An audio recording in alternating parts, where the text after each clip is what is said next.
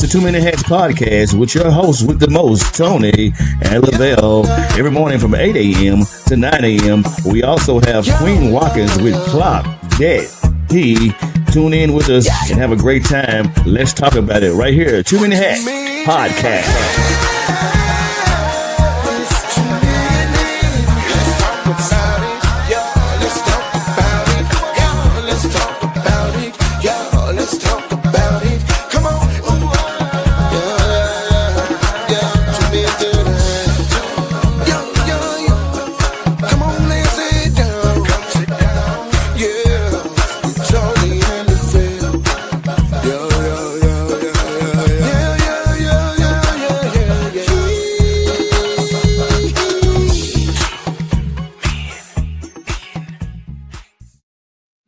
Top of the morning to my good people. Happy Tuesday. It's a beautiful day in the neighborhood, man. It's your host with the most, Tony Mays, Lavelle Salta. What it do, my guy? Yo. Man, it's a beautiful day, bro. Oh, yeah. I don't care what nobody say. It's better to be standing on the ground.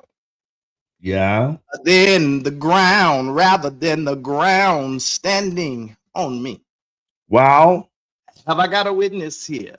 And how many of you know that God is good all the time?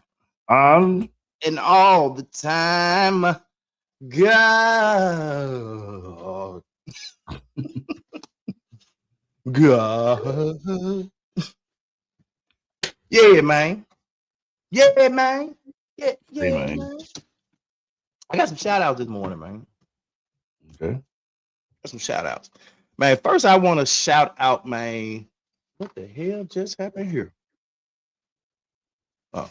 I want to shout out these two young gentlemen right here, man. The twins, the Hawkins twins, man. These boys, man, are something special, bro. They grew up sharing a bedroom in a town most people have never heard of. By 22, they both earned their master's degrees in Jewett, Texas. Jewett, Texas. Fewer than 1,000 people live there. There are no big companies, no major universities nearby, no golden ticket waiting for anyone.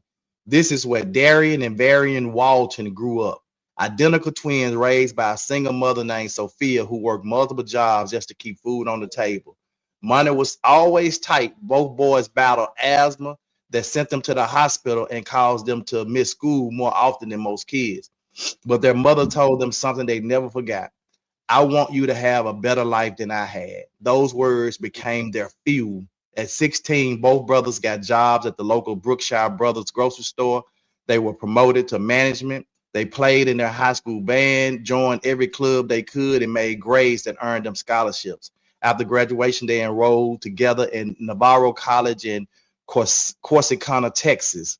They didn't ease into it. Each brother took 18 credit hours per semester. Shit. Oh. A crushing academic load while simultaneously holding down 4 jobs. They worked as school ambassadors, resident advisors, student center interns, and peer mentors. They graduated magna cum laude and with associate degrees in business administration and English. Then they transferred to Sam Houston State University, carrying their scholarships with them.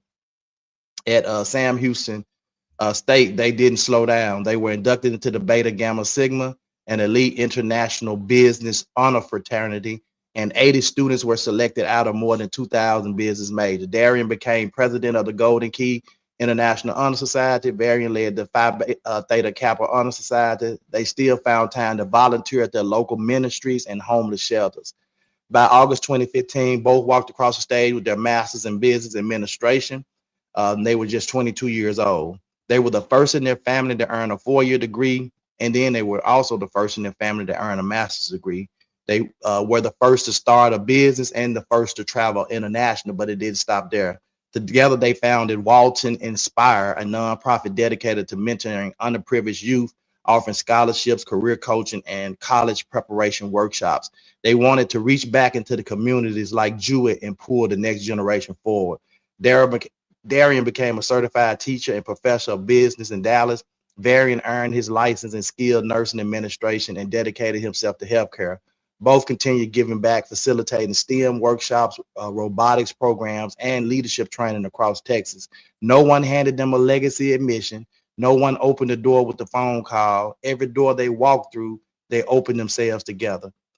People love to celebrate stories when kids from small towns reach Ivy League, but the truth is, you don't need a famous name on your diploma to prove you done something extraordinary. Man, shout out to them brothers, man.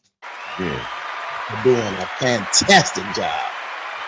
Wow. I also want to shout out this young dude, man, too, who has a almost a similar story. Lil Ronnie Jackson, man, who's a music, hip hop, and R&B music producer, and he's the owner of Enor Studios in Alpharetta, Georgia. And Enor is actually Ronnie spelled backwards, and I found that out in this interview. Wow. But this young man, kind of, came up in the church. His dad was a pastor. Had a well-known kind of daddy. Well, his daddy was and his family was well known through Kansas City. But he kind of worked his way. He went to performing art school all his life, and in middle school he started making beats. And because he said in middle school everybody was in a group or doing something in middle school, and so he wanted to, I guess, do something a little different, man. And so he made beats, and he was selling the beats to the people, the groups, for $50. And he kind of progressed from there to selling beats for $500 to some of the gangster street rappers and stuff. And he said, but the only thing with those guys, even though they would pay $500 a song, they would come and buy 10 songs at a time. So he would walk away. I mean, you talking about middle school, he got $5,000 from a deal, And so he said this continued, and some of those guys made it out the hood. And he said he had songs playing on the local radio, some of those little songs that never really made it big. And he said, and then he created a song by the time he was in like high school, 17, 18 years old. Somebody introduced him to the Underdogs. And if you know anything about the Underdogs in the music business, them dude was a powerful writing, producing, machine. Mm-hmm. And he was introduced to them, and he played a song for them, y'all, which was the Sorry 2000, was it 2024 song. Yeah, this is my Sorry for 2004. Sorry for 2004. Yeah, that's Sorry for 2004. Yeah, Ruben Studdard. Well, Ruben Studdard was the American Idol. He created that song, and he played it for them, the track, and they went wild. And they was like, man, this little dude got something. And so he said they offered him 25. He said what he had, a lot of big deals were on the table for him. They was, because he was currently working with So Def, on the Jermaine. He said he wasn't making no money off that. He was just kind of using So Def name, and he said, which was fine for him. He wasn't making no money from Jermaine, but he was using the name, so that got him in some doors. And so he started getting, trying to work on deals. He ended up getting a big deal. A couple of big deals was offered to him, but he had the opportunity to work with the Underdogs. And so when he went in to meet with the Underdogs, the head guy was like, we're gonna give you $25,000. He was like, for what? They said for the song, he was like, man, I don't know if they told you or not, but I'm already getting bread like that. And so he told him he would think about it, but he ended up going and signed the deal, the bigger deal, and that was probably the best thing he did. And of course the Underdogs walked him on out the building with security, and they erased his laptop. Erased all the songs off his laptop, all his songs, but he had a backup, and he said he had all their sounds on a backup drive too. So yeah, and then the guy that they had put over him to kind of, because he was young, to kind of look after him and stuff, because he was staying at the dude house out in LA. Dude said he had another house that was kind of like a studio house, and he said he was staying there. And he said he went in and told him, he said, man, what y'all did Lil Ronnie wasn't right. You know what I'm saying? He did a business deal that was good for himself. He ain't do nothing wrong. And he said, y'all could have treated the man better than that. And he said, that's how y'all gonna do business. I'm out too. So he left. And him and Ronnie went and started the City Boys. And so they started doing stuff, making tracks, and man, he went on to get introduced to R. Kelly. He made I'm a Flirt. And that was originally supposed to be Bow Wow's song, I'm a Flirt. And JD them Yeah, JD didn't put it on as a bonus track on one of them Walmart CDs. And he was like, what? And so he said it to R. Kelly. He said R. Kelly called him back and said, nephew, it's a boy. He said, it's a boy. He said, yeah, nigga, I name all the hit songs I come across my babies. It's a boy. Wow. And he said, how did you sell the song to 2 phones? He said, it's the remix. He said, I can't put that on it. And so it added T-Pain and T.I. on that joint. And it took off. He said, and the money I made off that joint was unreal. I can believe it. I can believe it. And then he did the same girl joint. Yeah. And the same drummer came with the same girl because he actually sent it to somebody else. He was another little local group had it. And you know, it was kind of not really doing nothing with the local group. And he said R. Kelly was working on his album. He said, what you got for me? What you got for me? He said he had already had about 5 or 6 songs on R. Kelly, including the Flirt joint on R. Kelly album. And he said, what you got for me? We trying to round this album. What you got for me? He said, I got something. I don't know. You probably could do something with it. And he said, I'm saying girl. He said he called back and said, nephew, it's a girl. And he said Wayne, you know, who was working with R. Kelly, Wayne called him and said, hey man, who you think we can put on the song? He said, Usher. He said, yeah, they're on the same label. Right. So anyway, shout out to Lil Ronnie Jackson, man, who got a hell of a studio. I was telling Lavelle about the studio. High-end equipment. He has a ice rink, a skating rink in his studio. He has a full bar, full chef, a chef on duty full time. You know, just the whole works, man. So you come there, a workout gym. So if you're in the studio all day, you want to take a break, you can go eat, you can go get you some drink, you can go, they got a cigar bar in it, all that. Hookah cigar bar. Yeah. So shout out to Lil Ronnie, man, who worked his way, man, from the bottom all the way to the top, as they say. That's dope. Boys, man. I know I took probably longer than I probably should have took this morning, man. But no, it's still Black History Month. Like that is paramount. No, I wanted to highlight the positive stuff that our children be doing, man. You know what I'm saying? You know, and we don't highlight a lot of stuff. We highlight the negative stuff they out here doing. We highlight the positive stuff, which kind of segues me into my topic for the morning is when you have a child, what do you do when you have a child that is spiraling out of control? What do you do when you have a child that is spiraling out of control? That's hard, bro. That's hard, man. Because you can really sit back, bro, Lavelle. Because I'm gonna be honest with you. I don't think at any point that either one of my kids were just spiraling totally out of control. And I'm pretty sure you could say the same thing. Oh yeah, most definitely. You know, you're gonna have some issues that, but not spiraling like when they just totally out of control. No. So it's easy to sit back and from the outside and say, well, y'all should be doing this, that. But what do you truly do, man, as a parent, man? Because that's got to be a hurting feeling. To know you out here doing your best. You're doing the best you can for your children. And you still have one or two, or, you know, just spiraling, just going out of control. And no matter what you do, what you say, it seems like it doesn't change their trajectory. Right. And so what do you do? Because I mean, I've seen the stories on Dr. Phil where the kid be on there spitting on the mama and slapping the mama, and you know that I didn't see on social media the different way the kids is out of control. You have an autistic child, man, tearing up the whole house, or a kid tearing up the house because the mama took the cell phone or the PlayStation from them.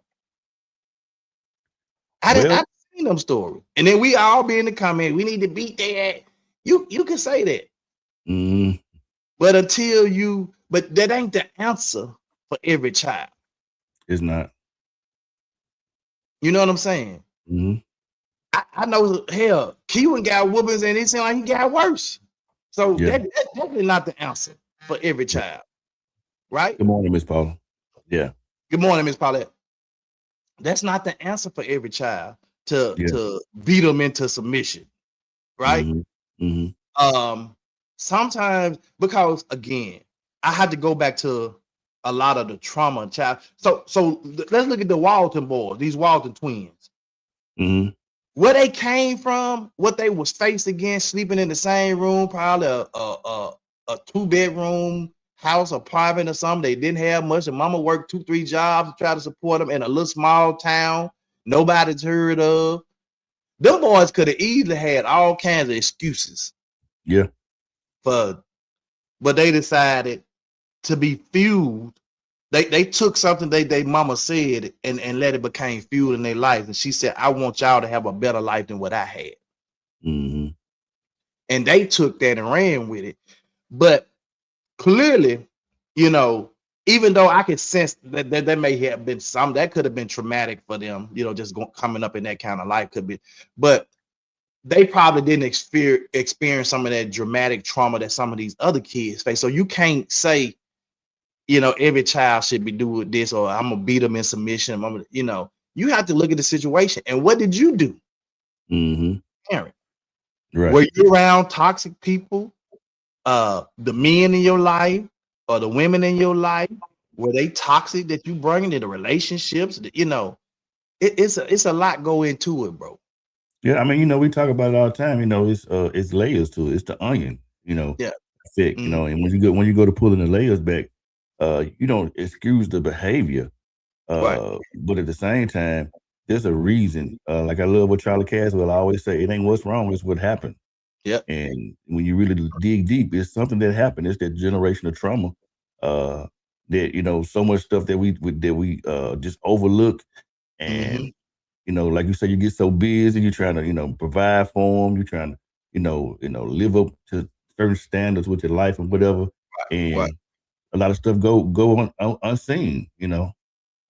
And it's unfortunate. Yeah. So what about when you have the child like that? You clearly know in your heart that something just ain't right. Something has happened, something has been done, something, right? And you've tried to talk to this child, you've opened the door for conversations, you know, and the child just, I don't know. Right. You know, I'm talking about you sit there, you open the door, you sit down and say, hey, tell me what's going on. It's your chance to tell me, like, whatever's going on, talk to me. And nothing, I don't know, you know. And so I think at some point we have to look at, maybe they don't want to open up and talk to us because maybe we are part of the problem. Correct. Right. And if we're part of the problem or part of the issue, then we need to seek some professional help for them. Somebody that they may feel comfortable with opening up and talking to. Right. Because if they don't want to open up and talk to you, clearly, either you're doing something or they saw something in you and your behavior, something that they, you know, or something. Paulette says sometimes they want to be heard. Do the parents have time to listen? Well, that's so, and that's cute. And that's why I said, if you sit down and you give them that opening and then they still don't want to talk to you, then it could be that you are part of the issue and they don't want to have that conversation with you or don't feel comfortable with talking to you because you haven't made it, you know, just, I guess, an inviting situation to sit down and talk to you in that way. Monica said, this is also why it is important to set the tone. An example, as a parent, when the child is born, children are like a sponge that soak up everything up, and a lot of times mimic what they see. A lot of children desire to be just like their parents, whether they are right or wrong. It's true too.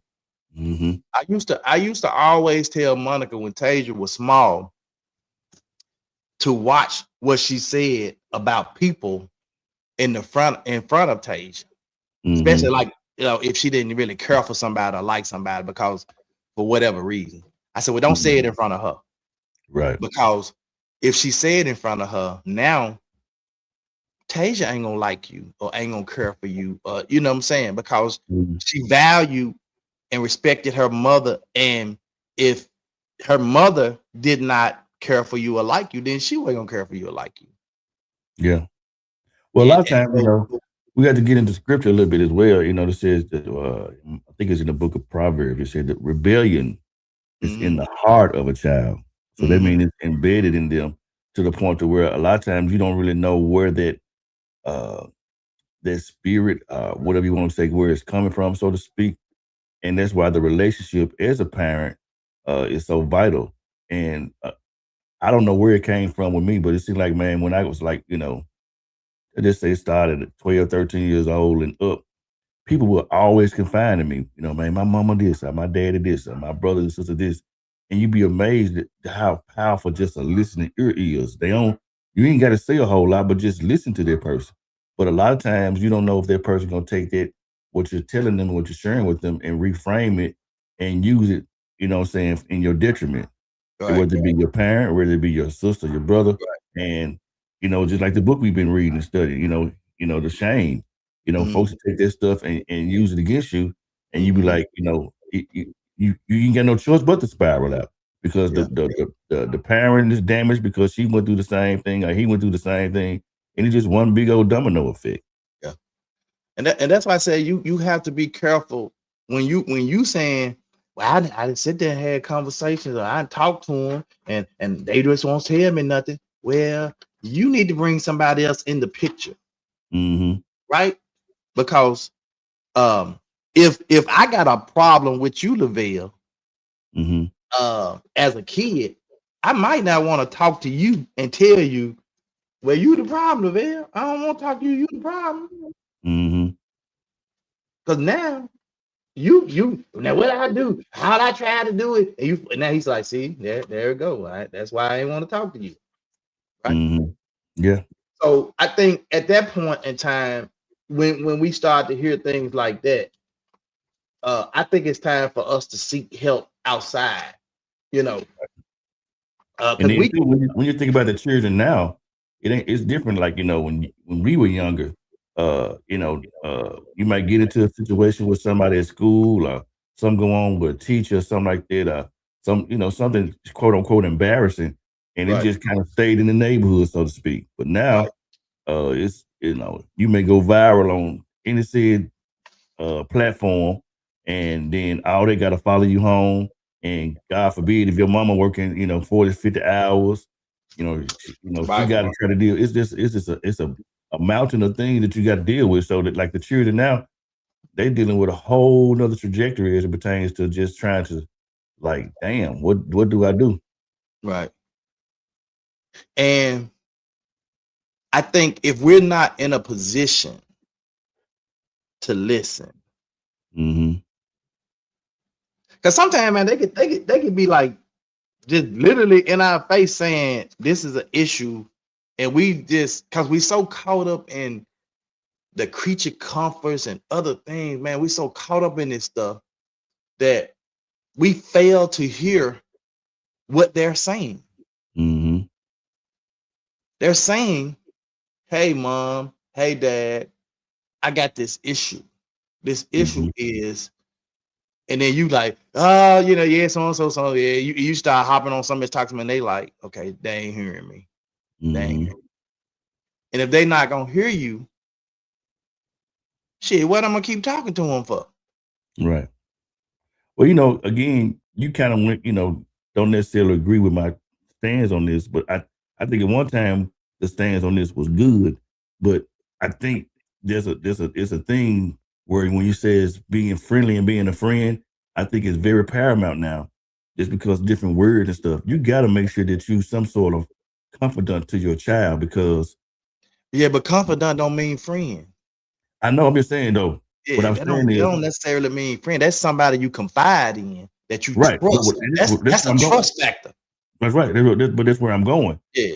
If I can't talk to my parent about certain things, what type of wall have I built? What type of uh uh unknown over usurp authority that have I given because I'm your parent and now I can't talk to you. What because it's something already, it's a barrier already there because they think, okay, this is my dad, I can't say nothing to him. This is my mom, I can't say nothing to them. So how do you break that barrier? But I don't think when you talking about usurping authority, and I don't think that has nothing to do with it. I think it's the relationship. Mm-hmm. It's the relationship. What? So, cause I've all my children life, I was the strong disciplinarian one, Right. but my kids still came to me and talked to me about stuff. Right. But what I mean by You see what I'm saying? So So let me try to explain what I'm saying. You know the old saying, I'm your dad, you gonna do what I tell you to do. That type of, over type of thought. It's just I can't really explain it. It's one of those things where I get what you're trying to say, but I'm saying I don't think that has a lot to do with the relationship. The relationship, me telling you I'm your father and you're gonna do what I tell you to do, because that you might have booked up and said, why do I gotta do this? You see what I'm saying? So, but me not having a relationship, that's like me going to church every Sunday because I'm going to church. Because I know it's the right thing to do, but I don't have a relationship with God. I'm spinning my wheels. I don't have no kind of relationship with God. I just go because I know they said it's the right thing to do. I come home every day as a parent. Why, Lavelle? Because it's the right thing to do. I go to work, provide, come home, pay the bill because it's the right thing to do. But because it's the right thing to do, what quality time, what relationship have I built with those children in the process of doing that? Right. Absolutely none. That's why I said you can be there and still not be present. So this is what I just Googled. This is what I'm talking about right here. I asked the question, I said, can parents overuse their authority? It said, yes, parents can overuse their authority, which often leads into detrimental effects like stifled independence, rebellion, and anxiety in children. Over-controlling behaviors such as excessive rules or emotional invalidation can hinder a child's ability to trust their own judgment.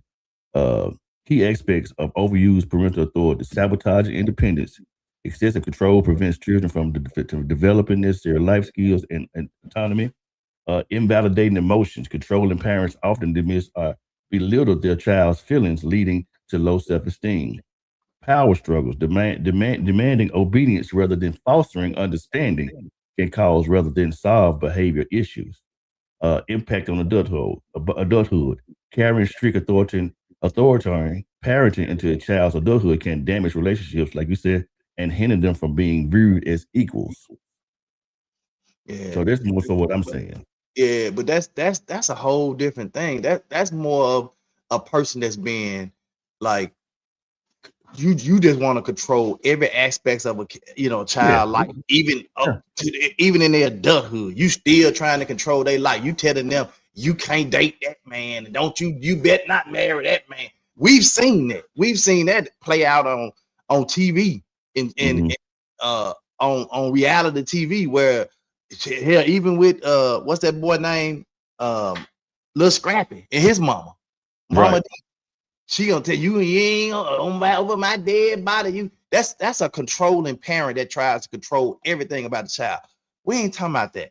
We talking about a person who says to a child, look, you can't go to this party. How come I can't go? Susan go, because I'm your father and I'm your parent, and I said you couldn't go. That's as you having rules, and you know what I'm saying. So I get the over controlling person, and you doing this and doing that. Yeah, I might not want to talk to you because everything is about you and you controlling. So I don't want to talk to you about nothing. And the reason why I bring that out is because that comes from that parent inherited something as well as to why that individual is like that. And it builds a lot of resentment and it develops that child on into adulthood. We've seen it in somebody that I won't mention no names because God bless their soul, and we saw what happened. Mm-hmm. You know what I'm saying? So I can mention different ones, but you can't hold them in your hands so tight till they just slip away. Yeah, and I'm not talking about that. I'm talking about there's a balance. There Mm-hmm. has to be a balance, bro. Mm-hmm. If your child, only time you talk to your child is when you're disciplining them, Mm-hmm. that's the only time. That's all Right. they know you for. That's just like the job. If only time you call me in your office is that you gotta talk bad about the work I've done. You ain't never called me about nothing good I done. At that point, bro, our relationship is sour on the job. Right. Well, you created a hostile environment. Yeah, because I already know you finna call me and say something bad about the work I'm doing instead of telling me you don't highlight nothing positive. You all highlight. So that's the parents do the same thing. Mm-hmm. Only come and fuss at you and whoop you when you do something bad, but never highlight you and celebrate you when you do something good. Mm-hmm. Mm-hmm. That's a different kind of parent. On the subject matter as to why is that child is spiraling out of out of control. Yeah. And I think but you got a lot of parents who are facing this where their child, their teenager, or their preteen, and they don't know what to do. I said we've seen it. We've seen it. Sometimes I think kids have been misdiagnosed coming up, and when they may have a bit of autism or something in them, and then we kept them in regular schools and all because we don't know how to deal. We didn't want them to be labeled as special, Right. whatever, and we stick them out there, and they can't deal. They can't even deal in that environment, and we put them in that environment. Then when they lose it, they out of control. No, they shouldn't have never been in that type of environment anyway. Yeah, the school system has even done that to where they blended all the children together and it's just one big recipe for disaster. Phyllis said, I understand what Lavelle is saying. There are some things that we want our parents to understand from a friend standpoint and not always as an adult parent. It does not diminish their role as parent. That's great thought. Well, I mean, but that's different than being their friend. You just want them to understand from a friend standpoint or perspective. I mean, and I think that's just part of having a relationship. Like I told Monica and Tasia has a great relationship and they talk about everything. But do that mean they best friends? I mean, maybe now because they both adults, but when she was a kid, no, they just had a great relationship where she felt comfortable in talking to her and telling her stuff. Because they developed that type of talk way where she would go in there and say, you got a little boyfriend, they be talking about little stuff like that. I didn't go to my boys and have a conversation, you got a little girlfriend, nah. I talked to them about the stuff I need to talk to them and the responsibilities. And if they go out there and make a mistake, what comes with it? Yeah. Right. But our conversations were different, but I went to them to let them know, like, and even when I disciplined them, like if I whoop little Tony for something, I went in there after a while, I would go in there and sit down with him. And I said, now, you got to do better. Blah, blah, blah. And we would sit there and have a conversation. I whooped you because I loved you. I want you to do better. I want you to do that. And you can't do, we have a conversation. It's not just I beat you down and you go in there, don't come out no more, and you better shut, it wasn't one of those. Yeah, my daddy, man, one time, I don't even know what the world I did at this point. But we had a conversation way after the fact. I don't know how old I was at the time, but I was married and everything. And I don't even know how we got on the conversation. And he said, I really want to apologize to you because I didn't do you right the way I treated you that time. I was like, yeah. You're absolutely right. But we're taught, not to contest with our parents. We're taught not to, be respectful and no, don't talk back. But again, it's like that one of those things where just because you're my dad or my mom, but that don't mean you always right. Right. You know what I'm saying? Sometimes you be wrong, man. Just be what it is. So that's where the relationship come in there, though. There you go. That's where having a relationship where you can talk about it, right? And so, Bella, stop. Bella over there tripping. I don't know what's going on with her this morning. She over there scratching her bed.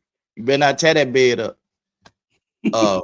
When children spiral out of control, parents should focus on staying calm, setting firm boundaries. And this is what I was talking about earlier. Just having firm boundaries don't make you a dictator or you know, none of that. And ensuring safety while addressing underlying emotional needs, because there are some underlying, if they're spiraling out of control, there are something that's missing, something we're missing. Effective strategies include consistent routines, active listening, like Paulette said, listen to what them kids saying, and teaching self-regulation techniques. Seeking professional help is crucial for severe behaviors. And this is what I said: when they won't talk to you or they don't feel comfortable, you could be part of the problem when they don't want to talk to you. So you got to bring somebody else in or put them in a position to go and talk to somebody else. I remember one time, this guy I know, his daughter was having some issues and you know, just going through life having some issues, and he went and got her some counseling, right? But when they went to talk to the counselor, the professional person, he gonna tell the person, I need to know what you're talking to her about, when you talk, what you say, and the counselor said, well, no, I'm not gonna do that. That's not how this works. Right. Oh, well, then she can't see you then. Oh. What? That's how it works. That's how counseling works. And yeah, so he denied that child seeing the therapist because that therapist wouldn't share with him what they were going to talk about with the child.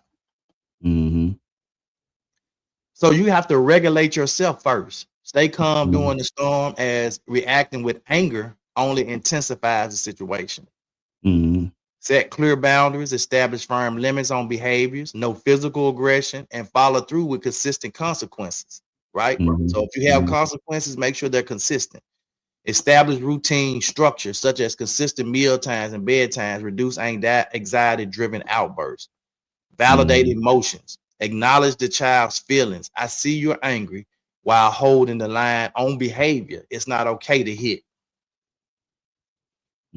Use preventive strategies, give warnings before transitions, manage environmental factors like hunger, fatigue, and provide space to calm down.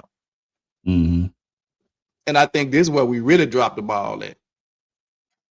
Investigate underlying causes. Look for hidden reasons behind the behaviors. Why is this child doing what they doing? And that's where you may have to get that professional help. Right. Seek support. Utilize therapy for a child to develop emotional regulation skills and consult professionals for guidance. Right. And I think that these are things that are must-dos. If you want, you know, African Americans got that mentality from slaves beating people into submission.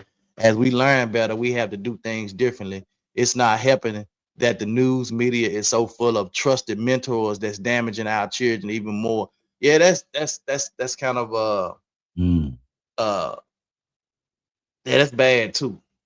Yeah. When you have people that are relying, especially like single mothers, or you have men that are relying on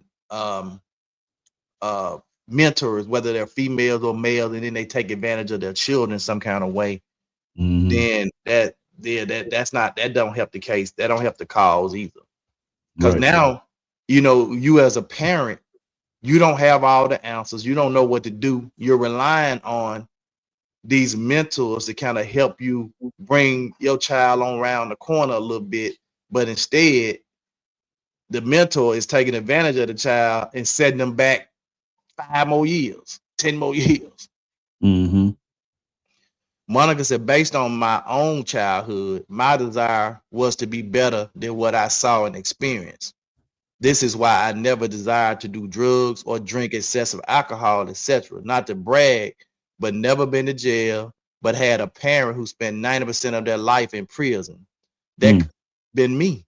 I strongly believe being a parent is full-time and consistent. At some point, the parent has to do self-reflection and to ensure they are doing their part as parent. Yeah, I'm just saying. Yep. That's good. Yeah. So even though people, you might not have, as a parent, you might not have all the answers. You may not even know what to do, but Right. you have to reach out to people that do that may have a little bit more expertise, or at least can be that buffer. Mm-hmm. You know what I'm saying? Can be that soft landing spot for you and the child. Mm-hmm. And like Phyllis said, it is sad that we have these mentors and people who we rely on as single parents. Okay, I'm a single mother. I can't physically, but here's this mentor, this guy who he wants to work with my son, show my son is interested in a certain thing. He does this certain thing, and then all of a sudden, I mess around and pick up my son's phone one day, and I look through there, and then there are text messages between the two where he's talking about, I want to rub your body and I want to see your body again. And what? Right. Whoa, wait a minute. So at that point, I'm about to go to jail now. So I don't, I guess, I can't fault the parent for that. Right? Because the parent thought that this was a person that they would, but that's why I guess you got so many people now that just don't trust their kids with other people. Yep. They just don't. They'll tell you, I hear what you're saying, and then somebody else is vouching for them, right? Somebody else saying, oh no, they good. They I hear what you're saying, but this is my child. Yeah. Like I literally, you can't even trust them to go around family members, let alone somebody else. Yeah, I hear you. I hear what you're saying. But I don't feel comfortable sending that person over there, you know what I'm saying, to be around my child. I just don't. It actually makes you wonder too, bro, when you have your children and you think about, the precious cargo they are to your legacy and to who they're gonna continue to make your name great. I want to do, when we have these children, I know what we did, but I'm just saying, and I'm sure you did the same. Did you dedicate? How many people actually dedicate their child back to God? You know what I'm saying? And I ain't talking about no traditional, go to church type of opportunity. I'm talking like to the point to where you like, hey God, I really, almost kind of like this situation on Lion King, where he raised them up. You know what I'm saying? Right. Offer Simba back to you. You know what I'm saying? Because truly, that's what really matters. Because it's a spiritual opportunity when you really think about it, to even how powerful it is even having children. And when you don't dedicate them back to the source which it came, I think a lot of that it comes from that, and having a spiritual grounding, if you will. I remember when Doc, I don't know who he was. He was either Fifi or Lilibelle. I can't remember. I think it was Lilibelle. But when he was born, Doc came over here. He'd be singing and stuff. And man, Doc just held Lilibelle up in the air, man, just was singing and crying, And I'm like, bro, what made you do this? He said, man, because we got to dedicate our folks, man, back to God. And man, I was like, he was just crying and crying and crying. And bro, we gotta, and I ain't just talking about this, Sunday go to meeting church thing. I'm talking about actually saying, God, I give them back to you. You take full control of what you bless me with, not to just try to make it real deep, but I think a lot of it comes from it as well. That's just my thought process on it though. Absolutely. I think, but we've already talked about how, I think it's twofold. We failed the church and the church has failed us. Yeah. And where we failed at is we haven't honored our relationship with God. Or either we just don't have one. right? Mm-hmm. And so then we don't do stuff like dedication or dedicating our children back. That's why I love when I see a young parent bringing their child saying, we want to do a dedication. We want to dedicate our child on this Sunday. I love it because that means that you still looking at that and saying, hey, I want my child to have this covering. Correct.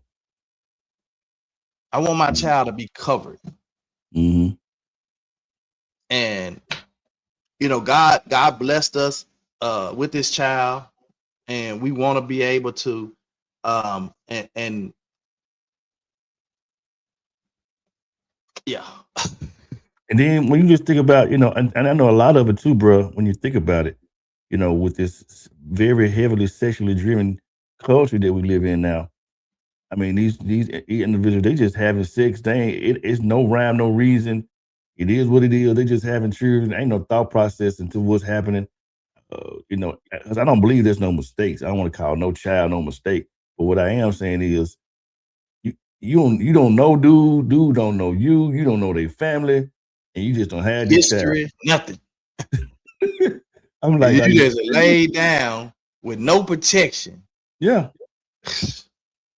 So you wonder, it really makes you think. You talking about spiraling out. The child ain't got no chance but to spiral out because he don't know what the hell is going on. And then, so there's another thing too, though.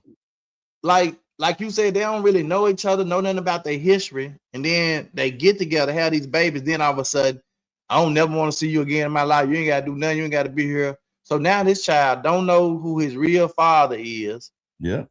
Don't know nothing about the history. Don't know nothing. Yeah, that. Want to know why he act like this, why he feel like this, why his emotions all over the place, and the mama can't tell him because that ain't happening on her side. Right, and then the first thing they do when they go to the school want to get them some sort of medicine that they ain't did no type of research on, and just now the person can just say they ain't even got to be a diagnosed. I mean, a trained doctor. They can just say, oh, he needs such really or whatever. Yeah. What? And you got the kids doped up at school.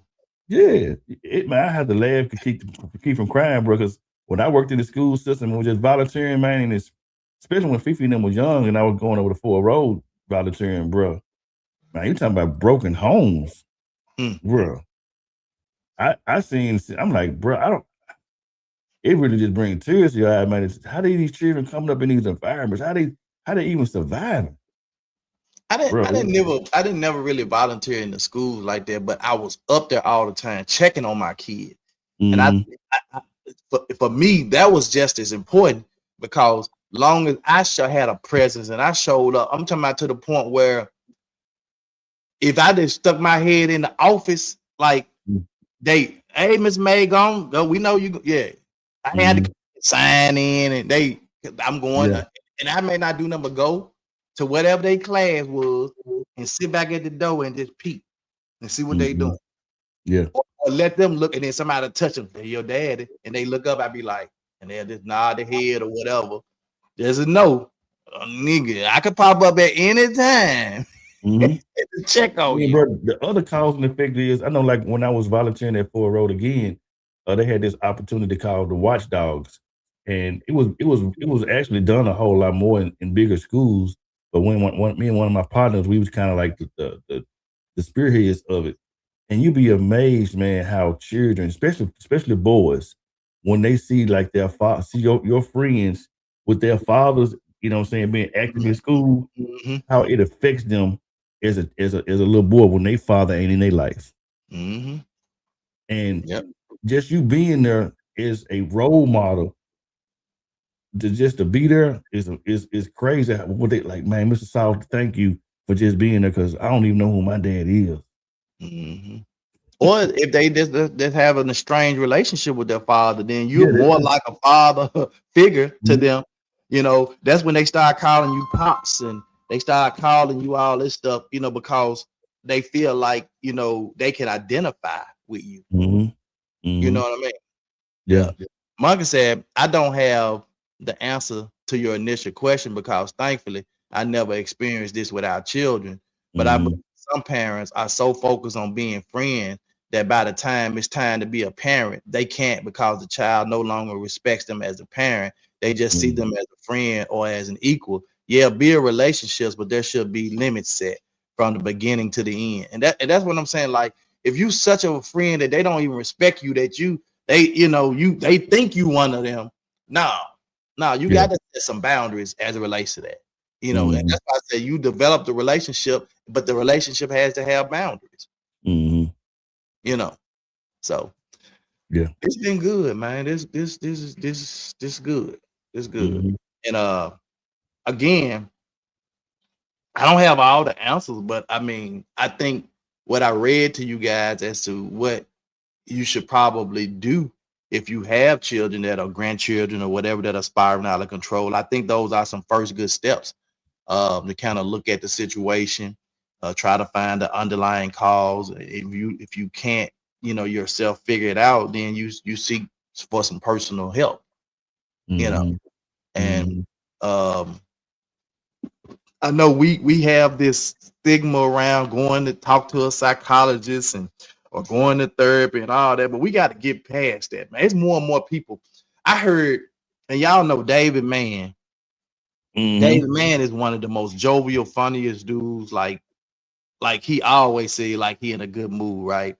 Mhm. But I listened to his interview on Jamal Bryant's podcast, him and Tamala, and he said that there was a time that he wanted to commit suicide, Yeah.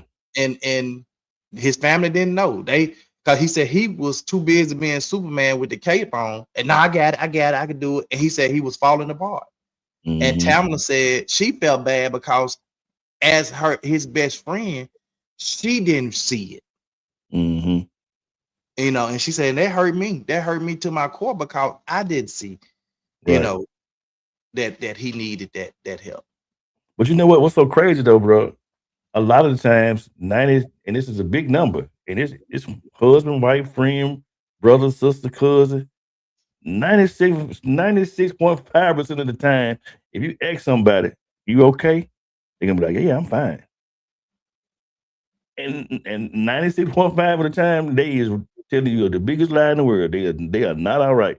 That's why that's why like we've been on this campaign lately that it's okay to not be Be okay. okay. Yeah. It's okay to not be okay. Mm-hmm. And Yeah. people need to hear it that it's okay. If you Mm-hmm. ain't okay, that's cool. That's fine. It's okay to not be Mm-hmm. okay. Right. Yeah. Crazy, Well, bro. thank y'all, man, for joining in on this conversation. I wish, man, we could let's play this T from Queen, man. Okay. Good morning, good morning, good morning. Y'all know what time it is. Put them phones down, fingers up. It's time to clock that tea with your girl Queen Watkins. I hope y'all are having an amazing morning. But y'all know what time it is. It's time to clock that tea. Y'all, Miami has some RoboCops now that they have released. And the big question that's going viral is what would you do if you were pulled over by a RoboCop? Let's talk about it. So now they are having RoboCops patrol the streets of Miami. Now they're not patrolling the neighborhoods just yet. They're patrolling the streets. Um, One of the police people was like, it can replace 10 officers for not to release them from their position, but to be somewhere else for another more serious situation. So they're trying to get more and more of these cop cars on the streets, right? So they said that the car is like it's some people that's at the headquarters, the other police that are at the headquarters that are being the car's eyes. So the car has a drone and it releases a drone that can detect your daggone license plate, right? So I'm Mm-hmm. guessing if something going wrong, so if it's out or whatever, um, they send that information to the headquarters, and then they decide if the RoboCop need to go pull you over or not. Me personally, I don't even like the Uber cars that don't have no person in it. If you gonna arrest me for something, or if you're gonna pull me over for something, I honestly need a human being for real. Because at this point, they're gonna tell me I'm running because I'm not finna sit up. They want you to get pulled over by a RoboCop and sit there and wait on a actual cop. What? What's the point of the car? But then also they were showing the car and showing, the different stuff inside the car. And one thing that I did see was they do have a way to help the police officer arrest the person. Now y'all got invisible people. How you gonna how? How is it going to arrest? Yeah, I get it. It's 2026. There's so much AI going on and so much stuff that they're trying to create. But baby, no, me personally, it's hard for me to get pulled up, turn around, I see blue lights, and don't nobody get out the car. Don't nobody say, no, I'm listening to you on a speaker, probably 9 times out of 10, tell me to hold on and wait for an actual car. Baby, you should have made that human catch me or pull me over or something. So they are definitely now trying to figure out how to release more RoboCops. I don't know about that, child. I don't know about this. They say the car can, the camera is getting on the car. They can see in your car.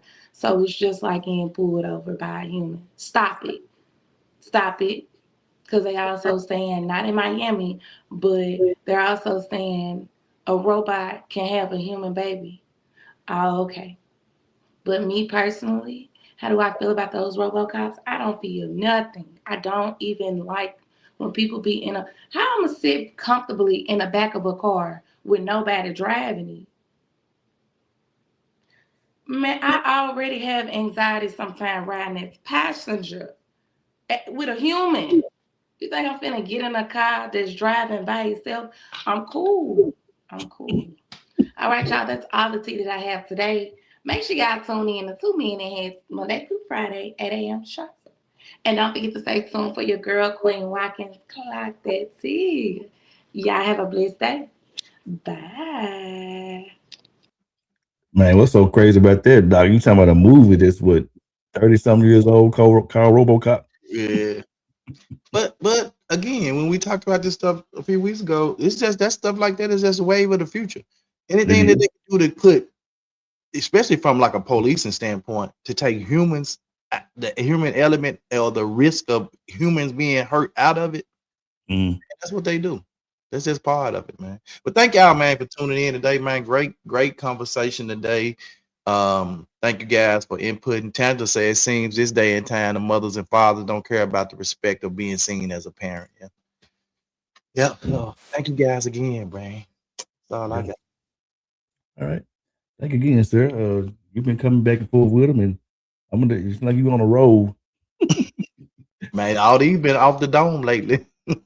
Okay, we're gonna call you Butter this week because you on the road. So I'm gonna let you. I ain't gonna even try to even intercept. I'm gonna keep on letting you be Butter for a minute.